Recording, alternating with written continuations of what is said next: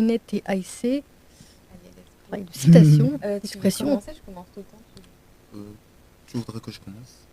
Vas-y. Alors, je vais commencer cette fois-ci. Comme je l'annonçais tantôt, nous avons pris l'habitude d'expliquer des proverbes de nos langues maternelles que nous expliquons donc en français. Et l'enjeu, l'objectif de cet exercice, c'est de pouvoir amener toute la métaphore, Ouais, toute la transmettre. signification de ces proverbes-là, tels qu'on les ressent dans On la les langue, entend, ouais, dans notre langue maternelle. oui, C'est tels pas toujours facile. tels que nous les ressentons donc dans la langue originelle en français. Donc c'est un exercice assez délicat puisque l'exercice de traduction est essentiellement un exercice, un travail ingrat. Mhm. Alors, le premier proverbe donc que j'ai pour vous aujourd'hui, c'est Adupo Deku non aucun. Donc ça s'énonce comme ça dans ma langue maternelle en fond, Adupo Deku non aucun. Pour faire une traduction littérale, purement littérale, on dira la langue et la dent ne peuvent rester ennemis.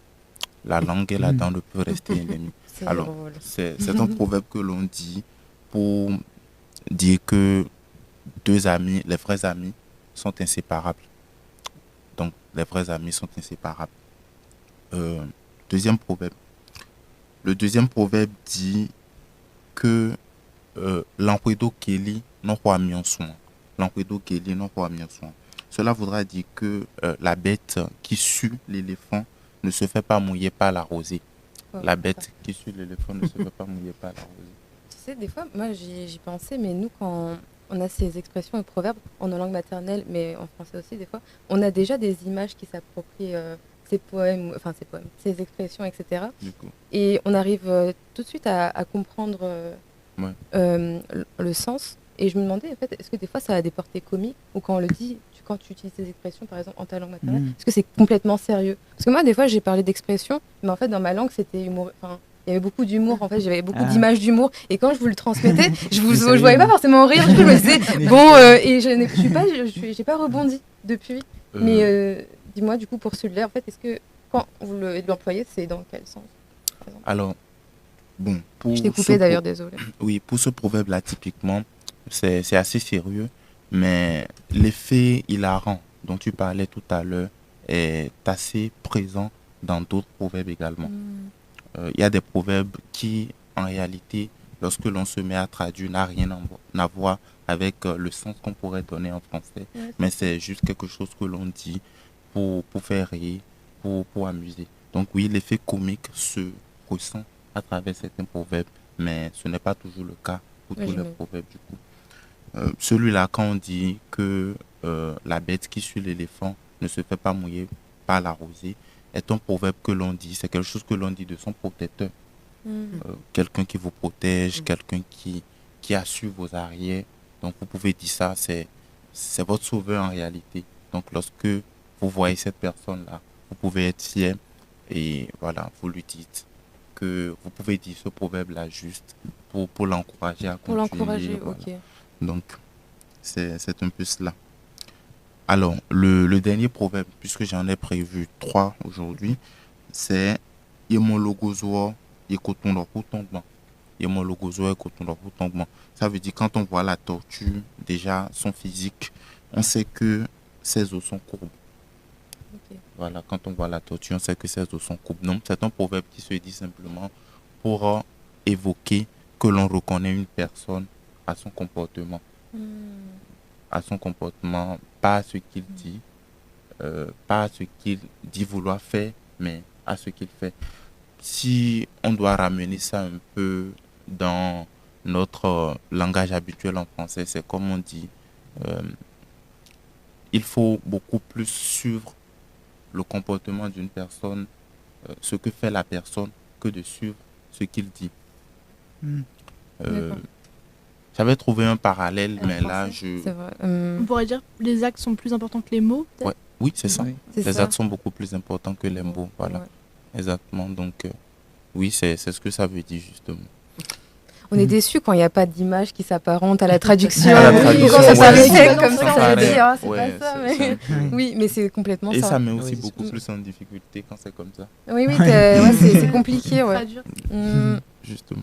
Mais du coup, puisque tu parlais d'image, il y a un autre proverbe qui m'est revenu. On dit, et non d'haïtien, sien, bon, nos d'accord. C'est-à-dire que l'on ne peut pas porter quelqu'un sur ses genoux quand on est accroupi. Ah, ok. Ah, c'est pas Alors, mal. ça, c'est un proverbe, c'est vrai, qui a un sens, une portée, à la fois un peu comique, mais un peu, Ah, ok, j'aurais pas un peu pensé, tu vachade vois. aussi. Hein. Ok, pour moi, c'était hyper sérieux de dire comme ça en français. C'est Alors- vrai. J'avoue que j'arrivais pas à en saisir la portée comique, ouais. Alors, ce proverbe est né d'une histoire qui est très comique. Bon, je suis du coup obligé de Ah oui, raconter. oui, t'es obligé là, ouais, j'avoue. Alors, c'est un proverbe que l'on savoir. dit un peu pour rabattre le claquet à quelqu'un qui vient vous demander de l'aide. Ah, ok. Quelqu'un qui vient vous demander de l'aide, alors que vous pouvez bien avoir la capacité de l'aider, mais puisque vous n'avez pas envie, vous pouvez lui dire non d'haïtien, donc Et toi-même ça se tu dit es couramment accroupi.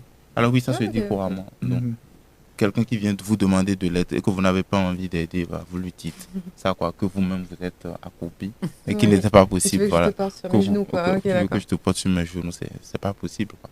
Donc, ou lui dit simplement que pour que l'arbre puisse donner des fruits, il faut que l'arbre soit bien portant. L'arbre pour donner des fruits doit être bien portant. Donc, voilà. Et ça me rappelle quelqu'un qui fait un peu le parallèle, la comparaison entre gentillesse, il avait dit, entre la gentillesse et... alors j'ai oublié le thème qu'il a utilisé. Ah, dommage. Je sais pas. Il dit c'est bien d'être gentil. Oui. Voilà, entre gentillesse et générosité, je pense. C'est bien d'être généreux, mais pas d'être gentil. Ah ouais. Ouais. Ok. Bon, il a fait une comparaison là très intéressante entre gentillesse et générosité. Générosité. Et il dit c'est bien d'être généreux, mais ce n'est pas bien d'être gentil. Parce que être gentil renvoie un peu à l'idée de l'essai. Oui, c'est vrai. Lorsque vous êtes gentil, c'est que vous êtes cédé, vous pouvez distribuer, vous pouvez pratiquement brader tout ce que vous avez. Mais lorsque vous êtes généreux, c'est bien différent. La générosité se fait dans la mesure, mais la gentillesse excède un peu. Beaucoup Est-ce que plus. du Et peut coup- être mortifère pour soi-même. Et du coup, en fait, est-ce que le mélange des deux, ce serait la grandeur d'âme, la clémence, la générosité plus la gentillesse? La générosité plus la gentillesse. quand Ouais. même. Bah, c'est-à-dire être clément, donner beaucoup, être gentil. Est-ce que ça fait une grandeur d'âme? Souvent, Alors moi, je dirais beaucoup plus que la grandeur d'âme peut se réfugier dans la générosité, pas dans la gentillesse. Ah oui. Enfin, ça, c'est mon avis. Maintenant, d'autres peuvent Philosophique d'un penser coup, là. également. Moi, j'ai l'impression que ouais, les deux ouais, sont séparables. Mais, Moi, je pense que justement que les deux sont séparés. C'est bien Ouais, d'être t'as généreux, raison. mais pas d'être gentil. Ah Parce ouais, que ok, quand tu es d'accord, ouais, gentil, Ah oui. voilà. Quand tu es gentil, tu donnes sans compter et tu es pratiquement dans la prodigalité. Et ce n'est pas, c'est pas toujours bien, moi, je pense. Ouais, c'est clair, non. Mais quand tu es généreux, tu mesures, tu vas même jusqu'à peut-être demander ce que la personne veut faire avec ce que tu lui donnes. Tu Ah tiens oui, au oui, centime. Tu tiens au centime. Et je crois que c'est ce que font beaucoup plus les riches. Le riche, il sait ça savoir là où va chacune de ces pièces. Mais le pauvre, quand il commence par trouver un peu d'argent, il se dit, bah, Oui, je suis gentille. oui, bon, il se dit, Dieu m'a trop donné. Et puis, bon, il n'est pas toujours tatillon sur ce qu'il dépense. Ouais. Tandis que moi, j'ai étudié, j'ai lu des magazines, j'ai étudié un peu la vie d'un certain nombre de personnalités fortunées quand même de ce monde. Tu vas constater que c'est des personnes qui sont très rigoureuses sur leur argent, à un point tel qu'on peut même se demander, l'idée qu'on peut avoir, c'est que puisqu'ils en ont beaucoup, ils peuvent partager. Mais est-ce que vous n'avez pas l'impression que les plus riches sont les plus pingres? Oui, oui, oui, oui. Moi, c'est je clair. pense que les plus riches, franchement, les plus riches sont ceux qui sortent moins de l'argent. Oui, oui. Ouais, enfin, en tout cas, ils ne sont pas dans la gentillesse. Ils peuvent sortir de l'argent pour quelque chose de précis et ils suivent vraiment ce que fait leur argent. Mais le pauvre n'a pas toujours cette mentalité-là, en tout cas. Où l'apprenti à la pauvreté, c'est qui va forcément devenir pauvre, qui n'est pas encore pauvre, mais qui va devenir forcément pauvre, qui ne compte pas toujours, quoi. Ouais, c'est clair, hein, c'est clair.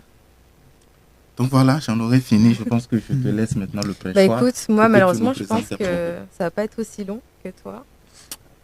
Ce sont les commentaires qui étaient là. Alors, première expression, alors je vais la dire en turc du coup. Odun kadar oldu, ça veut dire il est aussi grand qu'une bûche. Je me suis trompée. Qu'une bûche. Un oui, je sais plus. Mais aussi grand qu'une bûche, c'est-à-dire, alors ça s'emploie, c'est une connotation péjorative, donc mais il est aussi grand qu'une bûche et il fait toujours ça, ou des choses comme ça. Ça se dit beaucoup, ça se dit beaucoup en Turquie. Ensuite, Sugibigel, qui veut dire va-t'en comme de l'eau et reviens comme de l'eau. Alors là, j'ai très très mal traduit, je pense. Mais en fait, en Turquie, on a vraiment ce truc avec l'eau. Par exemple, quand quelqu'un va voyager et prend une longue route, et derrière sa voiture, il y a toujours quelqu'un qui va prendre une flaque d'eau, un seau d'eau, et qui va le renverser par terre. Donc, pars comme de l'eau et reviens comme de l'eau. Ça a une vraie portée symbolique. Et je trouvais ça drôle. Ça se fait également chez moi pour accueillir. Oui. Ah, c'est vrai. Ah, mais J'adore. Symboliquement, oui, pour accueillir quelqu'un qui vient. On fait de l'eau par terre, on lui fait de la libation, quoi, pour que la personne puisse entrer. Ça a une portée également très symbolique. Oui, et j'ai trouvé ça drôle. Et les années passent et on le fait toujours et c'est toujours rassurant. Je sais pas, ce côté de la tradition, qui fait perdurer ce genre de symbolique. Ensuite, cette expression, je l'ai choisie parce que ma mère l'a dite hier, quand mon petit frère est rentré à la maison, donc ça m'a inspirée. İyi insan iyi lafın üstüne gelir, donc une bonne personne vient toujours sur une bonne parole, parce qu'il est rentré tard ce jour-là, et on a parlé de lui, et au moment où on a parlé de lui, il est rentré. Du coup, Quand on parle du loup. Là, c'est un peu c'est un peu péjoratif, c'est vrai. Ouais, Quand on parle du loup. T'imagines si tu parles de quelqu'un que t'aimes pas, et d'un coup il rentre, quand on parle du loup, on en voit la queue. Oui, c'est vrai que ça a un côté péjoratif. Mais c'est vrai qu'en français, il y a ça. Là, c'est une bonne personne tombe toujours sur une bonne parole. C'est plutôt bienveillant. C'est bienveillant. Ensuite, balık etli. En fait, ça se dit beaucoup en Turquie. Ça veut dire il a une chair de poisson. Et ça se dit plus pour les femmes. Ah bon? Okay. Oui, ça veut dire, ça dit d'une femme qu'elle est bien en chair. Mais en fait, c'est pas péjoratif. Okay. Ma grand-mère, elle me le dit, ma mère me le dit. Et souvent, ça n'a aucune connotation péjorative. Mais chair de poisson. Chair de poisson, c'est drôle. T'as une chair de poisson, voilà. Et ça se dit beaucoup. Et pourquoi le poisson? Je sais pas du tout. Tu vois, c'est comme ça. En fait, c'est vu qu'on a beaucoup entendu ces phrases et qu'on les associe à des images, en fait, dans notre tête, c'est super instinctif. Mais c'est vrai que quand je vous le dis comme ça, intuitif, je veux dire, mais quand je vous le dis comme ça, c'est vrai que moi-même, je comprends pas trop pourquoi le poisson, mais oui, chair de poisson. Ça se dit beaucoup. D'où la difficulté dont on parlait tout à l'heure. Dans la langue, ça a forcément une portée. Dans la langue originelle, ça a forcément une portée, une signification, parce que c'est relié à un imaginaire. C'est relié à un imaginaire et des... En français, oui, c'est compliqué. Puis il y a des émotions qui émanent, en fait, quand la parole est dite. Et du coup, c'est vrai que c'est indescriptible des fois. Ouais. Il y a quelque chose que je n'ai pas dit tout à l'heure par rapport, surtout pour revenir encore à cette histoire de symbolique. Quand on dit l'enredo Geli non quoi mion sumla. Geli chez moi par exemple c'est l'éléphant. Et il y a des familles, pour ne pas dire ma famille, à Djinankou ça veut dire éléphant justement. Donc mon nom de famille, mon patronyme veut dire éléphant. Donc ce proverbe là est directement lié à moi, ma famille du coup. Et l'éléphant a une symbolique. Ah ouais, l'éléphant a une symbolique, forte, ouais, dans la tradition. J'avais vu que les éléphants font partie des animaux qui s'auto-guérissent. Ouais. En gros, quand par exemple un éléphant est blessé, souvent il le relaisse dans la nature parce qu'il va détruire des arbres, s'alimenter avec les troncs, se guérir tout seul. Ouais. Après d'autres symboliques, je sais pas vraiment, mais ok, belle symbolique en tout cas. Du coup. Bon. On va pas t'échouer là-dessus. Écoutez, merci pour ces expressions. Merci à vous de nous écouter. Et pourquoi pas enchaîner, je suis l'ordre de la table, je me casse pas la tête, avec Mani. Alors, bon, c'est mon tour. Alors, comme je l'ai dit tantôt, ce soir, je vais vous présenter 2 incipits, 2 débuts de romans. Et pour ce faire, avant, à chaque fois, je contextualise à minima l'œuvre. Alors des fois ça va être un peu trop développé, des fois là j'essaie d'être le plus court et le plus synthétique possible. Donc je vais commencer avec une sorte de comment on pourrait appeler ça? Alors sur internet, j'ai vu, il y a beaucoup de dénominations. Je commence avec Le Soleil et l'acier de Yukio Mishima, que on attribue souvent à ce livre l'étiquette de essai autobiographique ou de manifeste idéologique, mais moi je me permettrais modestement de dire que c'est plutôt une sorte d'art poétique, alors pas comme Aristote, Boileau, etc., mais simplement un art poétique dans lequel l'auteur Yukio Mishima raconte un peu son enfance, et il dit de là d'où vient sa conception de l'art, etc. Et déjà, pour commencer, il faut un petit peu décrire le titre. Le titre s'appelle Le Soleil et l'acier. Et en fait, l'auteur fait une sorte de parallèle entre le langage, qui pour lui a une connotation, une sorte de symbolique corrosif un petit peu, où le langage perd de sa valeur au fil du temps. Donc là, du coup, il serait pas forcément d'accord avec vous, où il dirait que les expressions, plus elles sont employées, plus en fait elles baissent en signification. Par exemple, on dit tu as une chair de poisson, et après on oublie. Bon, du coup, c'est un peu sévère, mais en gros, il dit ça, en gros. Mais bon, bref. Et après, il compare ça avec le soleil et l'acier. Alors, le soleil et l'acier, c'est un petit peu des concepts abstraits et philosophiques, parce que pour lui, alors déjà c'est polysémique parce que ça a plusieurs significations pour lui. Par exemple, l'une des significations, c'est que l'acier, c'est le corps, et qu'il faut l'entraîner, il ne faut pas le faire tant qu'il est encore chaud. Et donc, désolé, du coup, j'ai des expressions que vous m'avez inspirées. Et du coup, l'acier, c'est comme le corps, il faut l'entraîner pour être vigoureux. Et voilà, c'est ça. Et le soleil, c'est l'inverse de l'acier, c'est la mort. Et en fait, Yukio Mishima, c'est un auteur japonais, d'ailleurs. Désolé, je ne l'ai pas présenté. C'est un auteur japonais, et il aime beaucoup la thématique de la mort, de l'enfance, du coup, du début de la vie et de la mort. Et il associe souvent le soleil à la mort, ce qui est un peu original. Ça rappelle un peu Luvia Céline, parce que son premier roman, Voyage au bout de la nuit, et ben en fait, la nuit, on peut penser que c'est la mort. Mais en fait, la nuit, pour lui, c'est l'inverse. La nuit, c'est la vie, on fait voyage au bout de la nuit, donc voyage au bout de la vie. Et en fait, la nuit, c'est la mort, et le jour, c'est la vie. Non, c'est l'inverse, pardon. Moi, je me suis embrouillé. Non, la nuit, c'est la vie, et le jour, c'est la mort. Parce que normalement, on dit, oui, les ténèbres, Dracula, la lune, etc., etc. C'est la mort, etc. Sauf que là, c'est l'inverse. Et là, c'est pareil pour lui. Bon, bref, je me suis trop embrouillé. Donc maintenant, je vais vous lire l'Inkipit, qui est assez particulier. Ces temps derniers, j'ai eu le sentiment qu'en moi s'accumulaient toutes sortes de choses qui ne peuvent pas trouver leur juste expression à travers une forme d'art objectif comme le roman. À 20 ans, un poète lyrique y réussirait peut-être. Mais je n'ai plus 20 ans, et du reste, je n'ai jamais été un poète. J'ai donc cherché, à tâtons, une autre forme mieux adaptée à des propos personnels de cet ordre, et j'ai abouti à une espèce de compromis entre la confession et la critique, à un mode d'expression subtilement ambigu qu'on pourrait appeler la critique confidentielle. J'y vois un genre crépusculaire à mi-chemin entre la nuit des confessions et le grand jour de la critique. Le jeu qui va m'occuper ne sera pas le jeu qui se rapporte strictement à l'histoire de ma personne, mais autre chose, un résidu. Ce qui reste après que tous les autres mots que j'ai proférés ont fait retour en moi, quelque chose qui ne se rapporte ni ne fait retour à moi-même.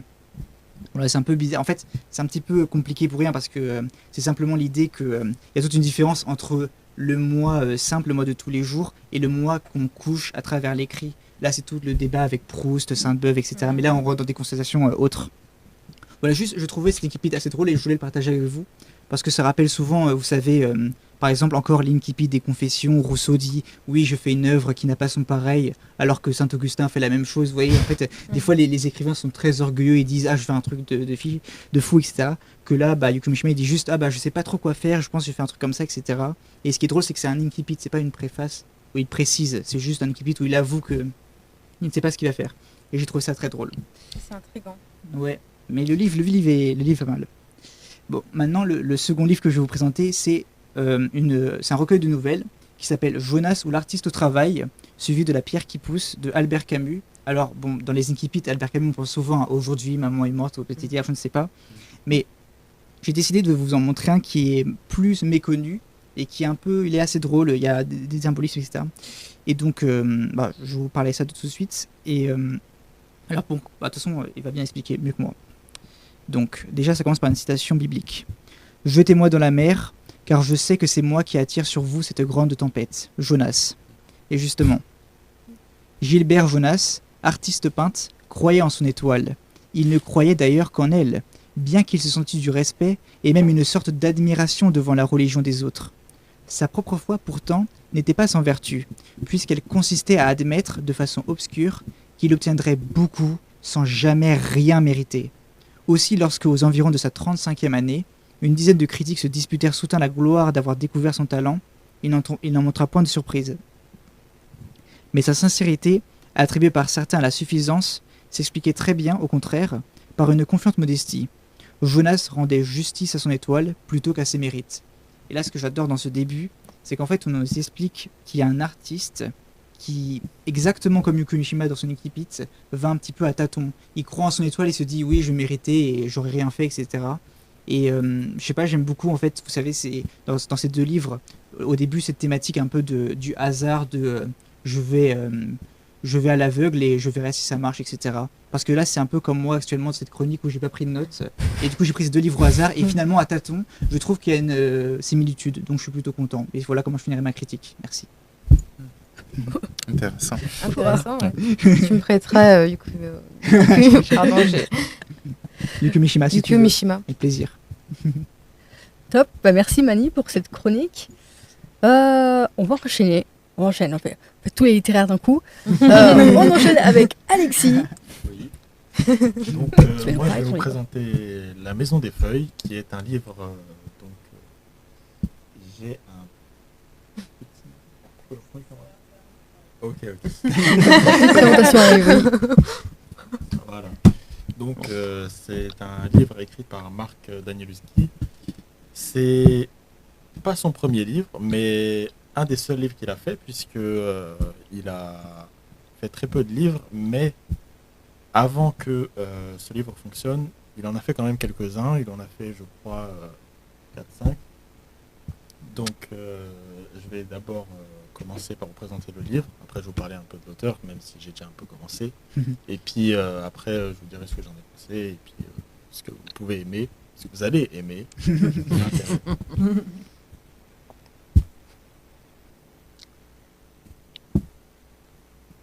C'est sur le prochain slide incoming. Oui, bah, ça, du coup, je l'ai dit un peu.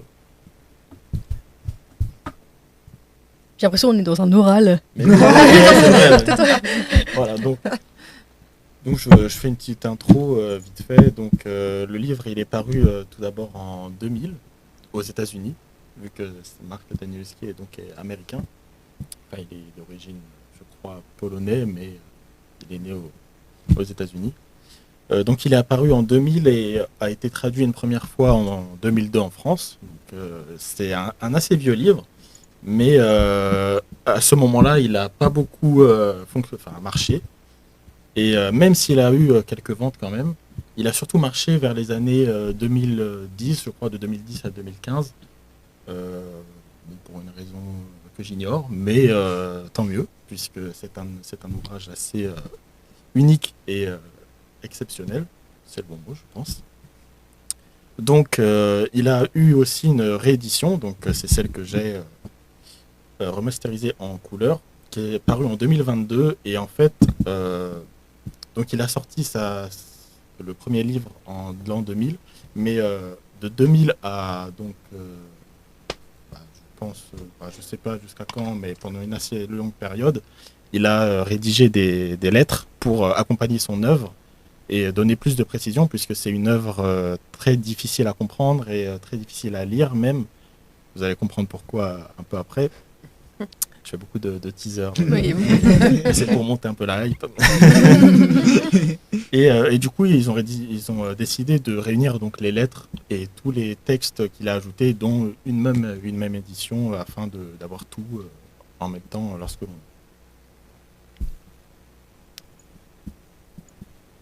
Donc, Marc Danielewski, du coup, donc, comme j'ai dit, je ne sais pas si vous connaissez, mais il est assez connu, du coup. Je ne sais pas si vous connaissez ce livre. Pas du Si, tout. on Bah, connaît. Oui, bah, On connaît. vous en avez parlé, mais voilà. Je connais pas personne. Donc, il est fils d'un réalisateur et il a une sœur aussi qui est, je ne sais pas si vous connaissez, une chanteuse POE, qui a été connue vers les années, pareil, 2010. Et ce qui est très intéressant, c'est que elle n'a pas fait de musique pendant une très longue période, mais lorsqu'il y a eu la réédition en 2022, je crois qu'elle a fait un album entièrement dédié au livre de son frère et qui sert de bande-son, en fait, lorsque l'on lit le livre. Et du coup, j'ai écouté un peu et ça met bien dans l'ambiance. C'est pas mal, ouais. Donc, bien joué. Et j'aime beaucoup En fait, ils sont très proches. Il y a vraiment cet aspect fraternel entre eux. Et du coup, ils ont fait plein de projets ensemble. Elle l'a même aidé lorsqu'il a écrit le livre. Elle lui a donné des idées. Ils l'ont un peu fait à deux, même s'il a fait le plus gros du travail. Voilà. Donc, bon, je parle un peu de son enfance, etc. Mais du coup, oui, voilà, il a commencé à écrire en 93 et il a fini de l'écrire. Vu qu'il a fait des lettres après, bon, il a fini de l'écrire un peu plus tard, mais le cours du travail était terminé en 97.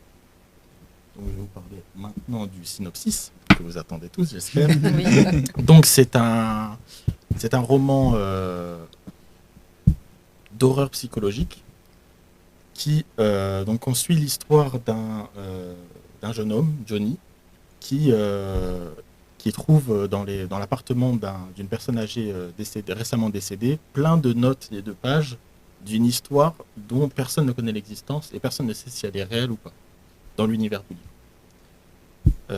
Donc il trouve toutes ces feuilles et vu que la personne âgée n'a pas de famille ni de quelconque lien avec qui que ce soit, mais du coup tout le monde peut garder ce qu'ils veulent de ses affaires.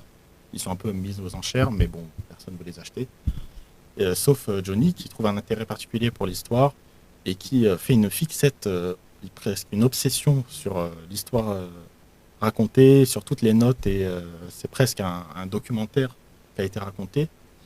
Et du coup, il décide de tout mettre en page et d'en faire un vrai récit. Donc, ce récit en question, c'est l'histoire des Navidson, d'une famille qui vient d'emménager dans une maison et où il commence à se passer des choses un peu bizarres. Tout d'abord, ils se rendent compte que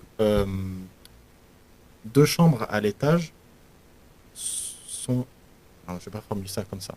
Je vais dire qu'ils veulent rénover un peu la maison et du coup, ils veulent réunir 2 chambres à l'étage, donc ils cassent le mur du milieu et ils font des mesures à l'intérieur et à l'extérieur. Et c'est à ce moment-là où ils se rendent compte que l'intérieur est plus grand de 1,4 pouces que de l'extérieur. Donc ce qui n'est pas censé être possible.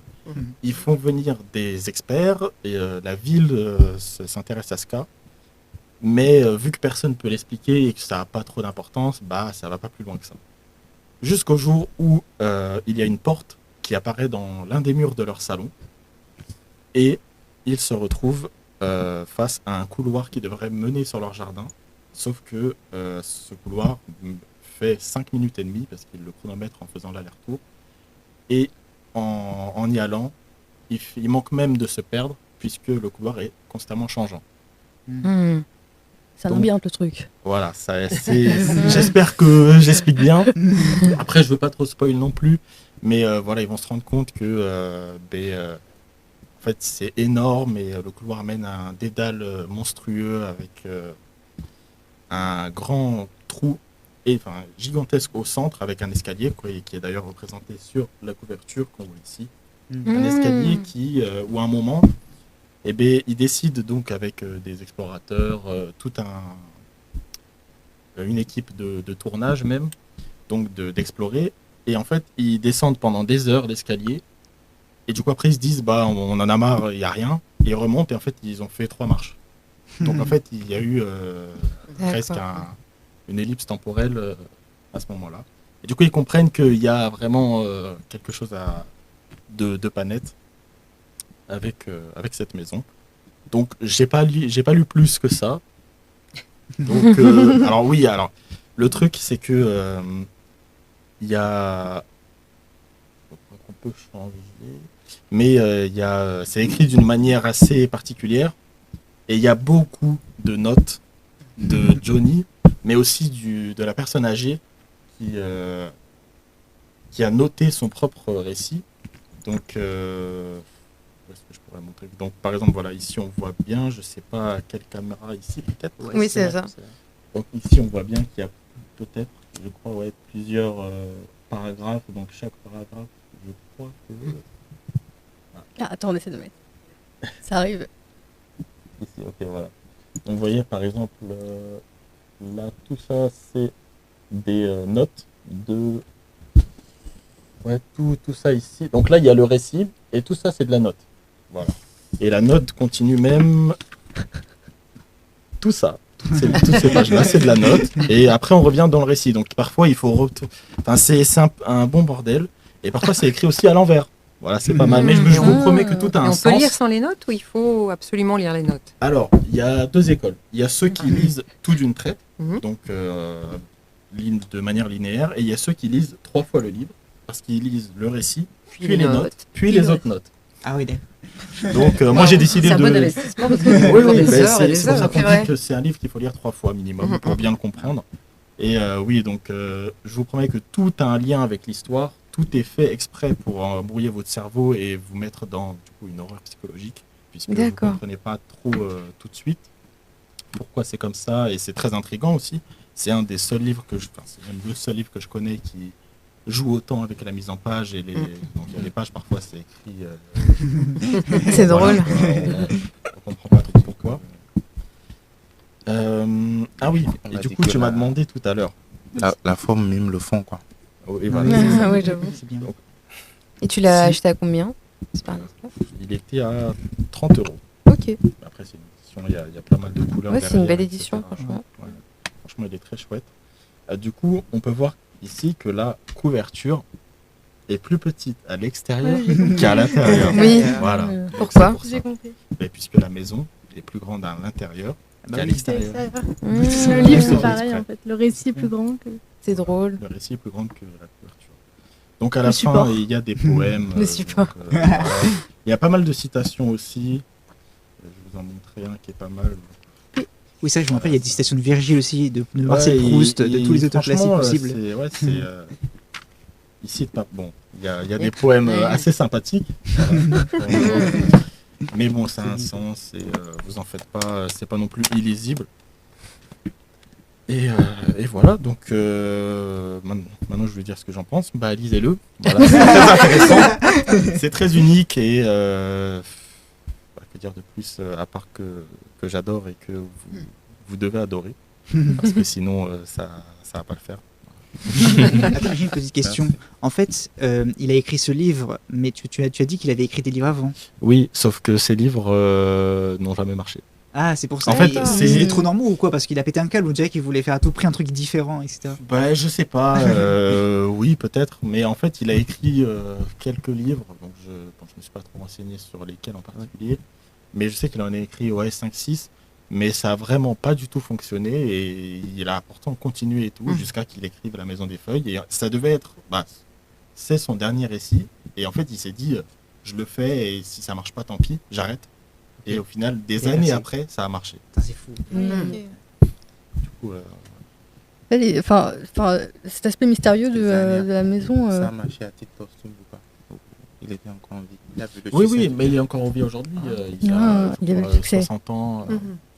Mais cet aspect mystérieux, en fait, ça me rappelle un petit peu les backrooms. Voilà, c'est Mais oui. mes références. Oui, ouais. Mais justement, les backrooms sont énormément inspirés de ce livre. Ah, Donc, ok. c'est ça, Ça tout vient cet pas nulle univers. part. Mais Et ça a vraiment. émergé, c'est nouveau les backrooms parce que j'entendais pas ça avant moi. Oui, non, c'est très J'entends ça récent. depuis cette c'est, année. c'est genre. récent, ouais. C'est, je sais pas, Les peut-être, backrooms, Il y a un film qui va sortir là, 2009, un truc comme en ça. mai. Comment Oui, ça un film en mai, c'est vrai, ça va bien. Bah, en fait, Parce que le. Ça se fait d'une photo, je crois, une photo un peu Oui, la étrange, photo est avec très une vieille. description, Mmh, etc. C'est mais vieux. ça a hein. explosé Ça a une dernièrement. légende Avant, je urbaine. connais ça, moi. Ah bon? Moi, Bah c'est non, depuis c'est bon, l'année c'est dernière. 2019, bien joué. 2026, Sur, Tu es une OG des backrooms. Sur YouTube et tout, non? Je sais pas. Si, je Peut-être crois que que je me c'est depuis trompe. 2019, je crois, si je me trompe pas. Ok. Donc, J'ai Bah, en fait, l'impression c'est que c'était plutôt plus longtemps. ancien, peut-être. Non, Ah ouais, elle, d'accord. elle a raison, je crois que c'est Ah, il y a des le trucs avant. post originel date de 2000 et des brouettes, Ah de ouais. 2005 Mhm. peut-être Ok. même. Parce que c'était sur 4chan à l'époque. Et bon là je me transforme un peu en feld-up.